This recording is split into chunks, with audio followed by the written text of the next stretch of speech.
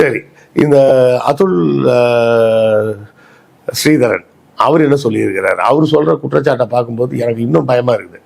அப்போ மாவட்ட குற்றவியல் நீதிபதிகளுக்கெல்லாம் அதிகாரமே இல்லையா அப்படின்ற ஒரு கேள்வி இருக்குது. அவர் வைக்கக்கூடிய குற்றச்சாட்டு என்ன வைக்கிறாருன்னா, பெரும்பாலும் மாவட்ட நீதிபதிகள் எல்லோருமே உயர் நீதிமன்ற நீதிபதிகளின் அடிமைகள் போல செயல்படுறாங்க, பயப்படுறாங்க, ஒரு தீர்ப்பை நேர்மையாக கொடுப்பதற்கு அவங்களுக்கு வாய்ப்பே இல்லை அப்படின்னு பதிவு பண்ணுறாரு.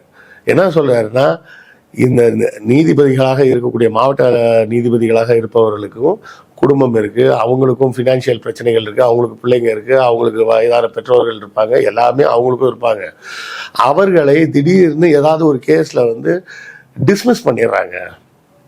அதாவது ஜட்ஜி பதவியில இருந்து பணி நீக்கம் செஞ்சிடறாங்க உயர் நீதிமன்றத்தில இருந்து.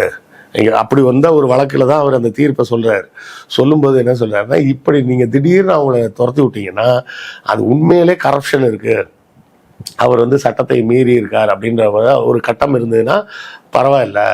ஆனால் உயர்நீதிமன்ற நீதிபதிகள் தங்கள் ஈகோவை மனசில் வச்சுக்கிட்டு இப்படி டிஸ்ட்ரிக்ட் நீதிபதிகளை தூக்கலாமா? இது தப்பு இல்லையா?